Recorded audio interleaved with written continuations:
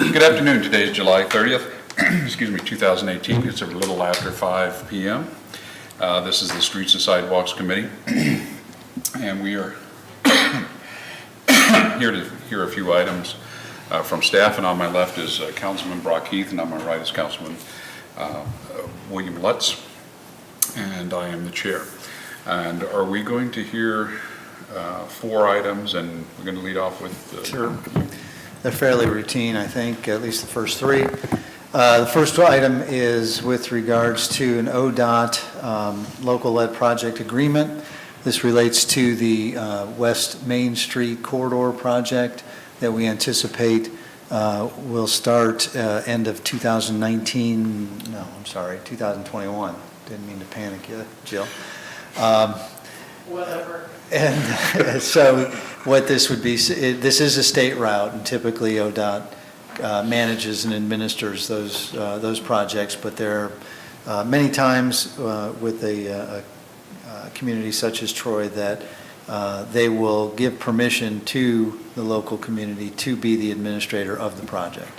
And so we've been designing it, we would bid it out, and then we would manage the project from beginning to end with their oversight, their permission. There are some grants that are involved that will come through ODOT as well.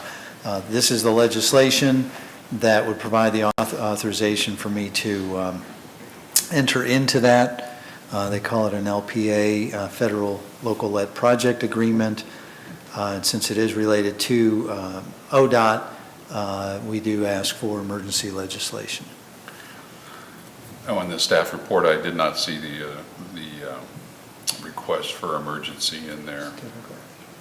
Oh, okay. They're telling me we don't need one for the agreements. You will for the next 2. Right. I don't have any. What is? Yes, I do. What is the current estimate of the project cost? Do we have that? Millions.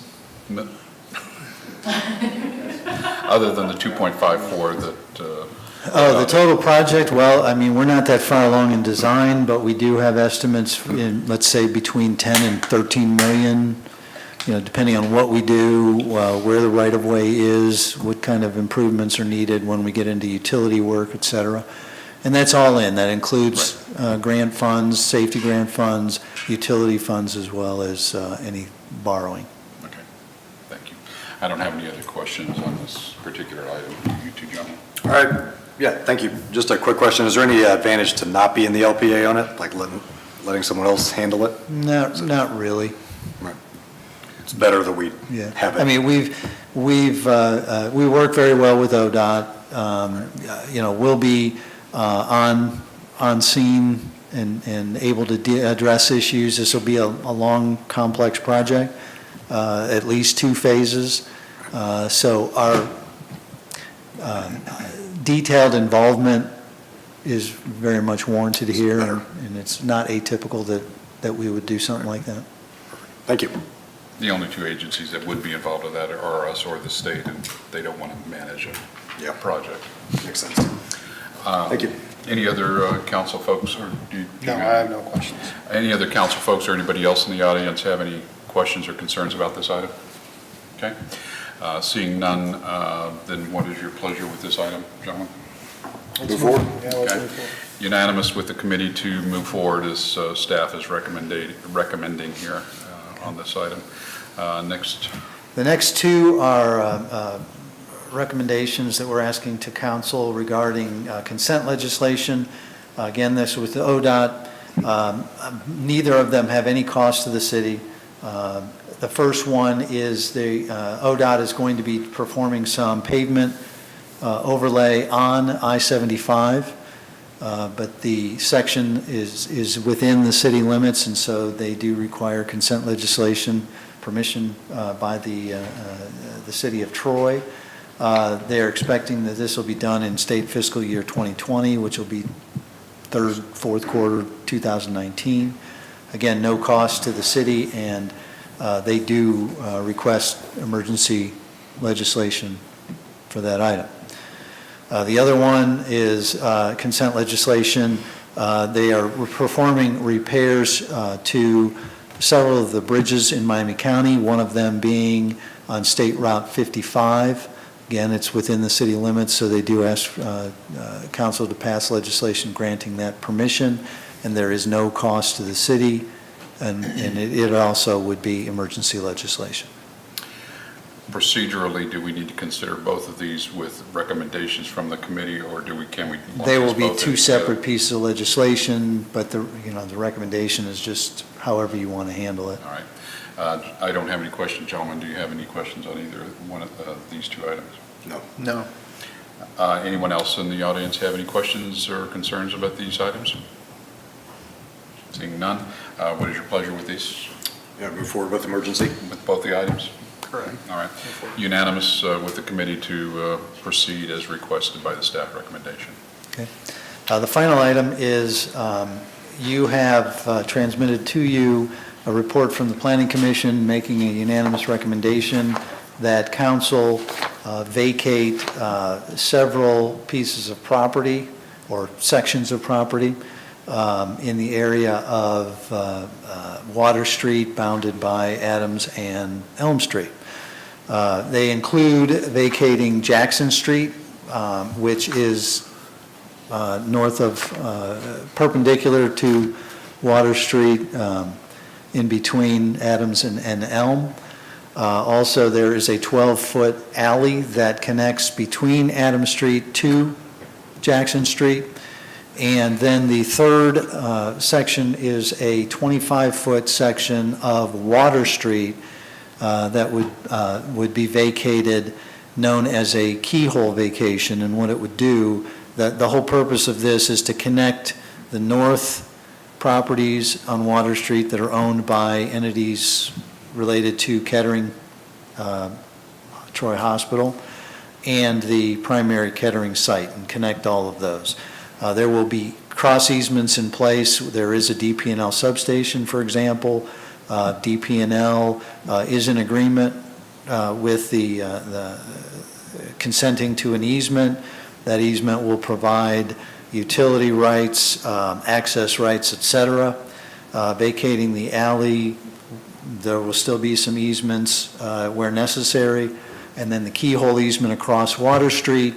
It is unique. It's not done it's never been done here, to my knowledge. It has been done in other communities, at least one other community in our region, in the Miami Valley. And in our case, what it does is it allows them to connect the two properties without having to vacate Water Street, they being Kettering. And that's a longer-term decision they're not ready to make yet. They're not interested in doing that, and not knowing how that would be accepted, if you will, and whether or not that's in the best interest of everybody involved. This keyhole provides the access that they need and the connectivity that they need without vacating the entire street and then having to reroute traffic down to Main Street and across to Elm Street rather than going through Water Street.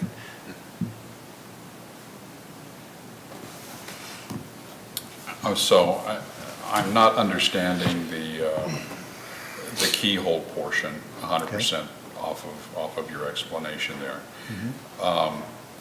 That piece of property at this point is an alleyway or just a portion of Water Street? It's just a portion of Water Street. It's like an extra wide crosswalk across Water Street, but it would be vacated to them with all the access and rights that we would need to maintain the road, to, of course, cross the road. We'll have everything in place, giving us the rights that we need.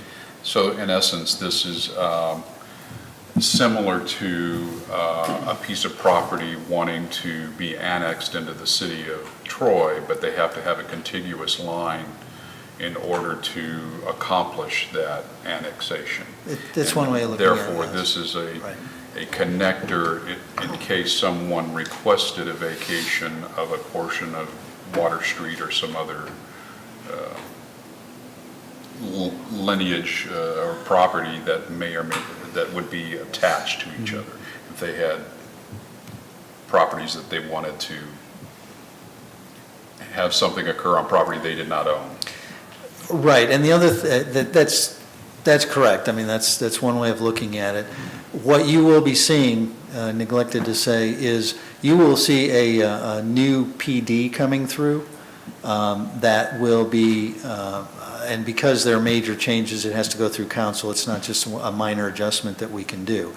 And so to be able to do that PD and do what they need to do as far as expanding the building on the south side of, south of Water Street, as well as make sure that they've got the support structure that they need for some of their internal processes in the hospital, then they need that connector as well. And again, by doing that connector, it still connects the property, but you still have the open roadway of Water Street left intact. With all of the appropriate easement Absolutely. and for our use or with the other utilities and such. Okay. Gentlemen? I don't think so, just the purpose is just to connect the two. They've got a property here, it's divided by a street. They just want a little piece that goes across so that it's all one big piece. Right. And you know, and that is one, of course, that's unique and that's the most curious part of it, but the other two allow them then also to combine all the properties on the north side of Water Street into one contiguous parcel as well. Is there a house on Jackson Street now, back towards the river? Is that vacant, or does somebody live there? Yeah, Kettering owns that. Okay. That is part of theirs. I'm thinking that's the Steel House. The second question I had on the keyhole, is there anything to prevent the property owners from putting in a raised sidewalk, speed bump, any other type of traffic control device? Yes, we will have, to prevent that, yes, we would, Okay. we would have override rights to that. And with this, could there be a potential tunnel that would be built to take people across Water Street, either underground or possibly a raised sidewalk over? That hasn't been talked about. You know, anything that they would want to do regarding that would be a future submittal. All right. Let's backtrack on the house. The house that's at the corner of Adams and the alleyway, is that been purchased by Kettering? Yes. So they own everything Kettering except for the owns DP&L? everything except for Except this for DP&L. substation. Yes. Gotcha. That's correct. I was not aware of that one. Okay. Well, I know my child Jackson will be very, very heartbroken if we vacate Jackson Street, because he looks at that sign every time, but I say we go ahead and move forward. Maybe Kettering would want to donate it to. Any other questions or concerns from anyone else in the audience? I have a Mrs. question. Soto? The people that live on the west side of Jackson, how does that impact their access to their property now? They would continue to have access for as long as they live there. I think it's a short-term lease because at some point Kettering is going to fold all that into their longer-term plans. But that's part of the access easement that would be maintained on that property. There is no house, or there's only the business on the west side of Jackson Street. Is that correct? I think maybe you're talking, East? yeah, east. I don't think so, because the Eagles, isn't the FOP? This doesn't. No, that's far. This That's doesn't- farther, but that's there much is a farther. house, right? Yeah, there's the Steel House, there's the White Substation. House at the corner, Right, there's a I'm talking about substation the house between. here, Where you're pointing to something, so. the west side of Jackson. I think that just goes into the That's parking good all lot lumber. for the lumberyard. Yeah. The big white.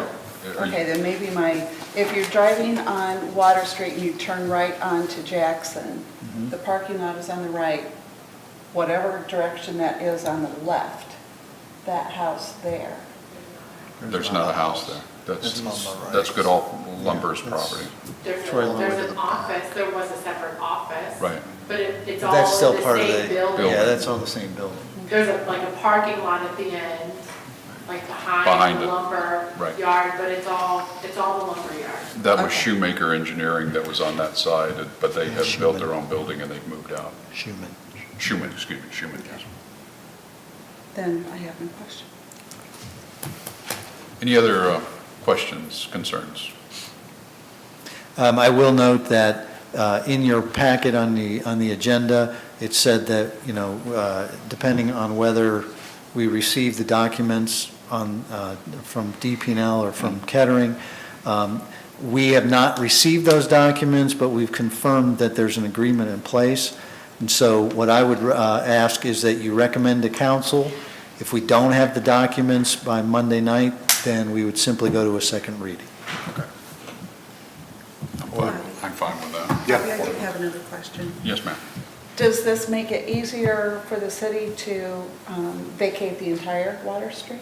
It doesn't make it easier or more difficult since it's a single owner on both sides anyway. Okay. Thank you. Okay, any other questions? No. And what is your pleasure with this item? I'd say move forward. Okay. It's unanimous with the committee to move forward as staff is requesting with the caveat or the addendum that Mr. Titterington advised regarding the easement or Document. letter from the other property owners or involved parties. Any other items come before Streets and Sidewalks? No, sir. Okay, then we are adjourned. Thank you all.